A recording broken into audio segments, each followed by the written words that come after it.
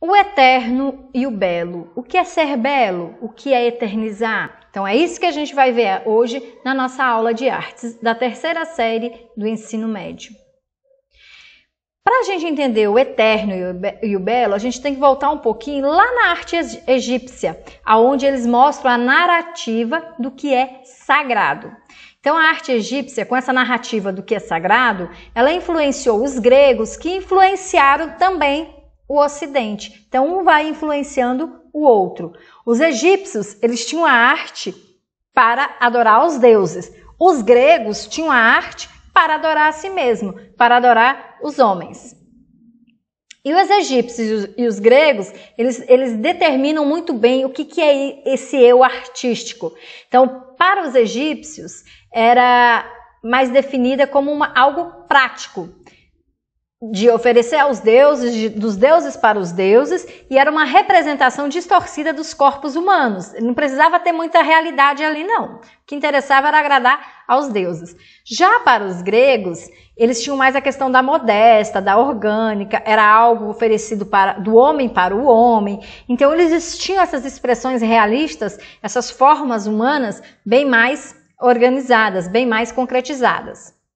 Na arte egípcia, o foco na imortalidade da alma. Eles gostavam muito de trabalhar essa questão da imortalidade da alma, tanto na arquitetura, como na pintura, como também na escultura. E essas manifestações, elas se caracterizavam de duas maneiras diferentes. Eles faziam uma combinação de regularidade geométrica e também uma intensa observação à natureza, ao seu redor. E aí é que a gente consegue ter uma noção com essas imagens. A questão geométrica é simetricamente bem delineado, a questão da valorização da natureza, quando eu vejo essas asas. Então a gente consegue ter uma noção como os egípcios eles eram bem organizados na maneira de produzir suas obras de arte. Lá na antiguidade, quando um líder morria, as suas esposas, os seus escravos, os seus servos, também eram assassinados, também eram mortos, para acompanhá-lo e servi-lo ao mundo dos mortos. Porque acreditava que teria reencarnação e que quando esse líder ressuscitasse, reencarnasse em outro mundo, ele iria precisar daquelas pessoas ao redor dele. Então eles acabavam matando todas as pessoas mais próximas dele para ele ter esse vínculo. E com a arte, os egípcios encontraram uma solução. Agora eu não preciso mais matar as esposas, os funcionários, os escravos desse líder. Agora eu posso representar essas pessoas e colocar essa representação nesses enterros. Então, a importância da arte. As pinturas e os relevos egípcios, eles relatavam o dia a dia dos egípcios, eles relatavam a cultura e também os seus rituais religiosos. Como a gente pode ver aqui, ó. O dia a dia deles, o cotidiano, a cultura da adoração, seus rituais. As figuras, quase sempre, na grande maioria das vezes, eram dos faraós e bem gigantes. As mulheres sempre são retratadas pequenas, que mostra a questão da inferioridade em relação aos homens. As imagens sempre são de frente, frontal. E os painéis, eles sempre são horizontais, separado por linhas. Então, não existe painéis verticais, são horizontais. As esculturas no Egito, elas mostram sempre figuras importantes do Império. E essas esculturas, elas são classificadas de duas maneiras.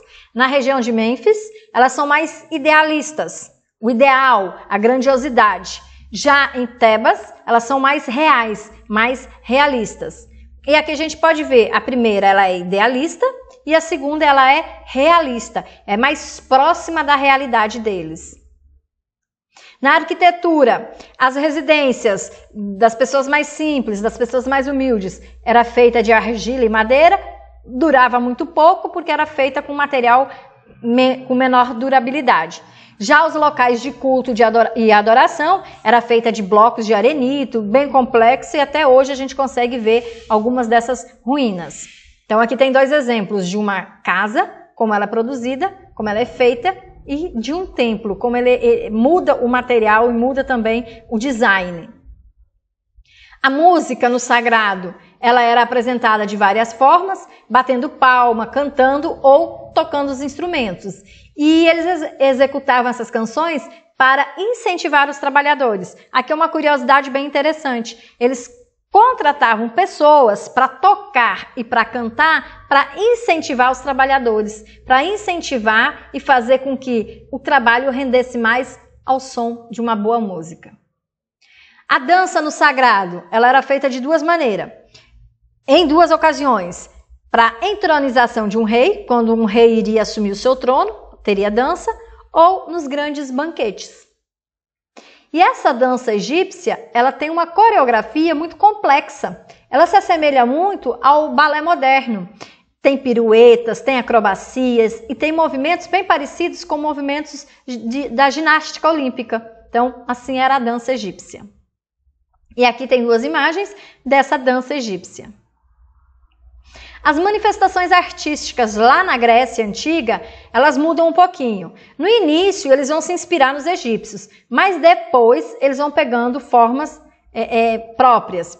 Eles passam a representar seres mitológicos e também pessoas.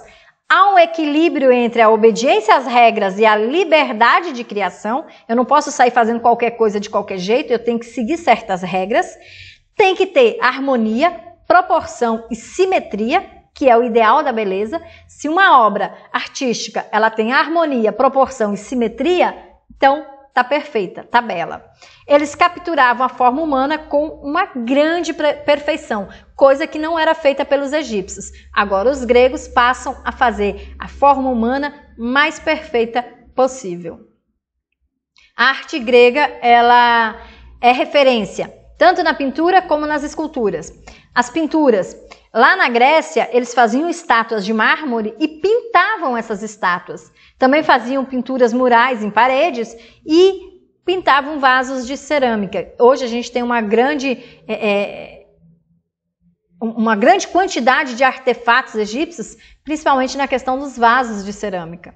Já na escultura, ela tinha que ter proporção de tamanho, ela tinha que ter equilíbrio e ela tinha que ter perfeição. Então aqui vocês conseguem ver a questão da pintura, dos vasos que eu falei, dos painéis, e também aqui a perfeição de uma escultura, mais perto da realidade possível. Para se chegar a esse ideal de perfeição, foram feitos alguns tratados para que os escultores seguissem algumas regras. E um desses tratados é o Cânon. E uma das regras é: a cabeça da escultura ela tem que ter 1/7 do seu corpo, não menos e nem mais. Os braços e as pernas têm que dar a impressão de movimento, tem que aparecer os músculos torneados e tem que estar numa postura ereta, ou seja, reta, bem feita, com pose. Já na arquitetura grega, a gente consegue ver esse esplendor nos templos, nos teatros, nos estádios e também nos palácios. As características da arquitetura grega: tinha que ser simples, preocupação na questão da proporção, na perspectiva e na harmonia. As características e formas estéticas da arquitetura grega vai fazer com que gere 3 fases diferentes: das arquiteturas dóricas, das jônicas e das coríntias.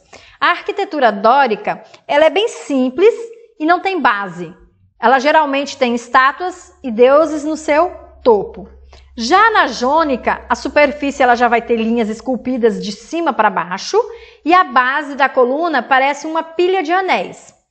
No Coríntias, na arquitetura coríntias, há uma maior valorização da ornamentação. A forma básica de um sino invertido vai ser adornado com folhas e brotos de uma planta da região. Então aqui são as características da arquitetura grega: dórica, jônica e coríntia. E na ordem, a coluna dórica, a jônica e a coríntia. Vocês podem ver como ela foi evoluindo nos seus detalhes. O nascimento do teatro grego. O teatro grego surgiu em forma de adoração ao deus Dionísio, deus do vinho, deus da festa. E o teatro, o significado do teatro mesmo, ele quer dizer lugar para olhar, ou seja, as pessoas iam ali para olhar aquela encenação. Ele era um ritual religioso, então, ao deus Dionísico, Só que hoje em dia ele já fugiu um pouco à regra. Hoje esse teatro ele pode ser de várias maneiras, mas quando eu faço um teatro no estilo daquele ritual religioso, eu chamo de tragédia. E o teatro de tragédia, ele foi evoluindo e para ser considerado teatro de tragédia, ele tem que passar emoção para o público. Emoção de medo, de sofrimento, de choro, de angústia. E aí, sendo assim, se ele conseguir passar essa emoção, ele é um teatro de tragédia. As primeiras peças teatrais eram poesias épicas, homenagem aos heróis e divindades, e era uma dança coral. Depois, o teatro ele passa a se dividir em 3 gêneros. A comédia, que é a questão de entreter, é o humor. A sátira, que é aquela ironia, aquele sarcasmo, a mangação, como a gente diz. E a tragédia, que eu acabei de falar, era aquela relação tensa, aquele sentimento tenso entre os homens e os deuses. Aqui eu trouxe a imagem de como era esse teatro grego, esse anfiteatro, para vocês terem uma noção de como acontecia esses espetáculos. E mais informações sobre o assunto na plataforma SAS, no livro didático de vocês, e qualquer dúvida podem me procurar.